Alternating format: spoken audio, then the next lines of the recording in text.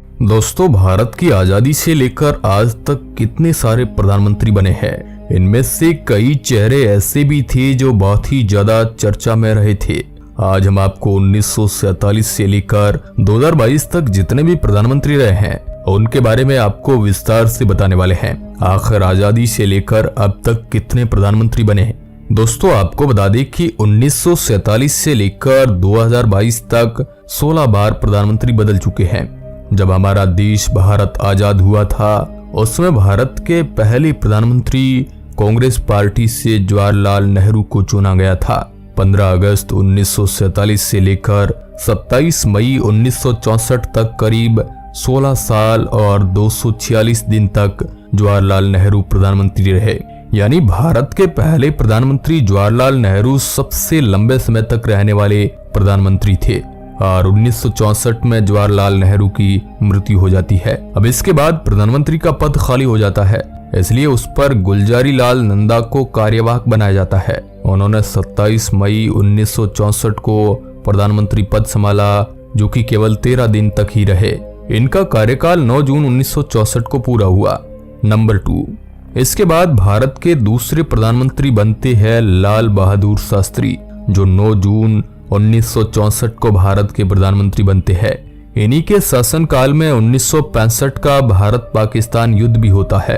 लाल बहादुर शास्त्री करीब 1 साल और 216 दिन तक प्रधानमंत्री रहते हैं। इसके बाद 11 जनवरी 1966 को इनकी मृत्यु हो जाती है।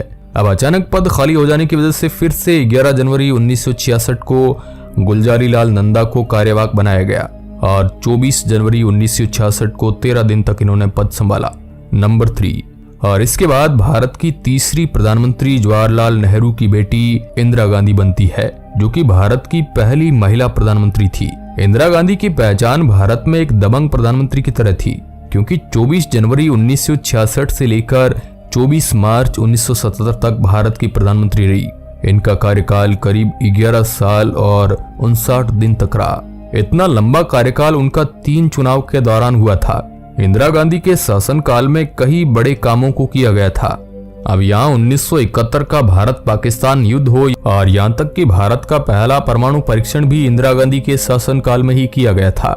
लेकिन जिन कारणों से इंदिरा गांधी को आलोचना का सामना करना पड़ा था वो थी 1975 की इमरजेंसी, जिससे लोग इतने दुखी हो गए कि 1977 के चुनाव में इंदिरा गांधी बुरी तरह हार गई और पहली बार दूसरी गैर कांग्रेसी पार्टी में सत्ता में आई, और वह थी जनता पार्टी। यह वह पहली बार समय था जब कोई गैर कांग्रेसी प्रधानमंत्री बना।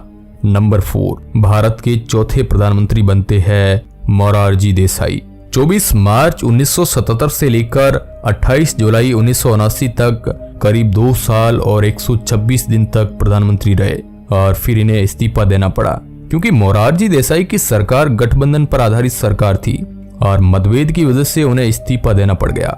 नंबर 5, और फिर 5वें प्रधानमंत्री बनते हैं चरण सिंह, जो कांग्रेस पार्टी से तो नहीं थे लेकिन कांग्रेस पार्टी के बहुमत से बने थे, जिनका कार्यकाल 28 जुलाई 1979 से 14 जनवरी 1980 तक रहा। यानी करीब 170 दिन तक भारत के प्रधानमंत्री रहे, लेकिन कांग्रेस ने सपोर्ट वापस लेने से इनकी भी सरकार गिर गई। नंबर 6, फिर चुनाव होते हैं और 1980 में कांग्रेस पार्टी पूर्ण बहुमत के साथ सरकार बनाती है और इंदिरा गांधी को फिर से प्रधानमंत्री बनाया जाता है।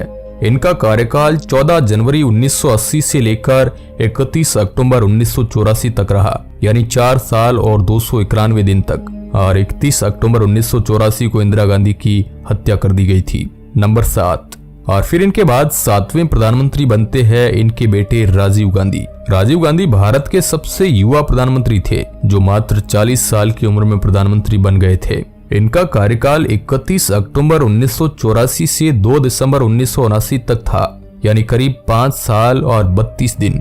इन 5 साल के कार्यकाल में कई गड़बड़ियों के आरोप के चलते राजीव गांधी की छवि जनता की नजरों में कम हो गई।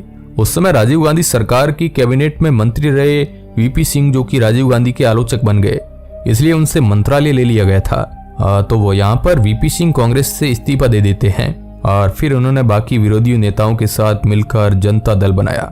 नंबर 8, और 1990 में चुनाव होते हैं जिसमें जनता दल और भारतीय जनता पार्टी के साथ कई दलों ने मिलकर सरकार बनाई और प्रधानमंत्री बन गए वीपी सिंह, जो कि भारत के 8वें प्रधानमंत्री बने। इनका कार्यकाल 2 दिसंबर 1990 से 10 नवंबर 1990 तक चला, यानी करीब 343 दिन तक ही प्रधानमंत्री रहे। वीपी सिंह द्वारा बनाई गई सरकार में भी ज्यादा एकता नहीं थी और अंदरूनी कलह ज्यादा थी। जब वीपी सिंह ने बीजेपी मेंबर लाल कृष्ण आडवाणी को अरेस्ट करवाने के ऑर्डर दिए, जिस वजह से बीजेपी नाराज हो गई और अपना जो समर्थन था वो वापस ले लिया, जिसकी वजह से वीपी सिंह को प्रधानमंत्री पद से इस्तीफा देना पड़ा। नंबर 9, उस समय गृह मंत्री थे चंद्रशेखर, जिस पिछली सरकार में उनकी पार्टी समाजवादी जनता पार्टी तेजी से ऊपर आ रही थी और चंद्रशेखर के पास 64 सांसद थे। और फिर कांग्रेस के समर्थन के साथ इनकी पार्टी सत्ता में आती है और 10 नवंबर 1990 को चंद्रशेखर भारत के 9वें प्रधानमंत्री बनते हैं और 21 जून 1991 तक भारत के प्रधानमंत्री रहे। एक साल से भी कम समय के अंदर कांग्रेस ने अपना समर्थन वापस ले लिया और इनकी सरकार गिर गई, यानी 223 दिन तक प्रधानमंत्री ये रहे। नंबर 10, 1991 में चुनाव होते हैं और कांग्रेस से पीवी नरसिम्हा राव भारत के प्रधानमंत्री बनते हैं। ये भारत के 10वें प्रधानमंत्री थे, जो कि 21 जून 1991 से 16 मई 1996 तक करीब 4 साल और 330 दिन तक प्रधानमंत्री रहते हैं। जो पहले ऐसे प्रधानमंत्री थे जो साउथ इंडिया के रहने वाले थे। ये प्रधानमंत्री बने तब भारत की इकोनॉमी की हालत खस्ताहाल थी। इकोनॉमी की हालत सही करने के लिए इसमें बड़े बदलाव की उस समय जरूरत थी और इस कार्यकाल में वीपी नरसिम्हा राव ने मनमोहन सिंह के साथ मिलकर कई बड़े डिसीजन लिए, जिससे इकोनॉमी में काफी सुधार हुआ। नरसिम्हा राव पहले प्रधानमंत्री बने जो कि नेहरू गांधी फैमिली से नहीं थे और जिन्होंने पूरा 5 साल का कार्यकाल पूरा किया था।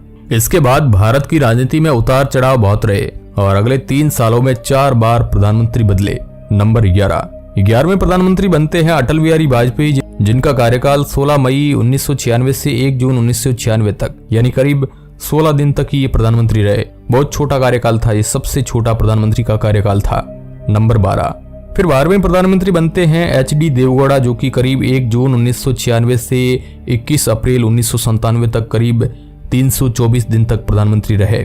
नंबर 13वें प्रधानमंत्री इंद्र कुमार गुजराल बने थे, जो कि करीब 21 अप्रैल 1997 से 19 मार्च 1998 तक, यानी 332 दिन तक ये प्रधानमंत्री रहे। नंबर 14, और फिर आते हैं भाजपा पार्टी से भारत के प्रधानमंत्री अटल बिहारी वाजपेयी, जो कि भारत के 14वें प्रधानमंत्री थे। इनका कार्यकाल 19 मार्च 1998 से 22 मई 2004 तक रहा, यानी करीब 6 साल और 64 दिन तक भारत के प्रधानमंत्री पद पर ये रहे। उन्होंने अपने कार्यकाल में कई मुख्य कदम उठाए, जैसे कि इन्होंने पोखरण में 5 अंडरग्राउंड न्यूक्लियर वेपन टेस्ट करवाए, जिसकी वजह से अमेरिका जैसे ताकतवर देश भारत पर खुश नहीं और उनके भारत के खिलाफ हो गए। इन्होंने भारत पर कई इकोनॉमिक प्रतिबंध लगाने की भी कोशिश की, लेकिन उस समय भारत के साथ फ्रांस, रूस और कई ऐसी कंट्रियों का सपोर्ट था, जिसकी वजह से अमेरिका के इन प्रतिबंधों का ज्यादा फर्क नहीं पड़ा और उस समय अटल बिहारी वाजपेयी के इस फैसले की काफी प्रशंसा भी हुई। नंबर 15, और फिर 2004 में कांग्रेस पार्टी की सरकार आती है वापस और भारत के प्रधानमंत्री बनते हैं मनमोहन सिंह, जो कि 15वें प्रधानमंत्री थे। और 2009 में भी चुनाव होते हैं, उसमें भी कांग्रेस पार्टी की जीत के बाद मनमोहन सिंह फिर से प्रधानमंत्री बन जाते हैं। नंबर 16, फिर आता है समय 2014 का और कुछ ऐसा होता है जिसके बारे में किसी ने सोचा भी नहीं था। इस समय भाजपा पूर्ण बहुमत के साथ सरकार बनाती है और प्रधानमंत्री बनते हैं श्री श्री श्री नरेंद्र मोदी, जो एक तरह से देखा जाए तो भारत के 16 नंबर के प्रधानमंत्री है। और फिर आपको पता ही है कि 2019 के चुनाव होता है, उसमें भी नरेंद्र मोदी की जीत होती है। तो कुछ इस तरह भारतीय राजनीति में प्रधानमंत्री बदले। और कैसा लगा आज का हमारा ये 1947 से लेकर अब तक प्रधानमंत्री की लिस्ट का ये वीडियो के अंत तक बने रहने के लिए आपका बहुत बहुत धन्यवाद।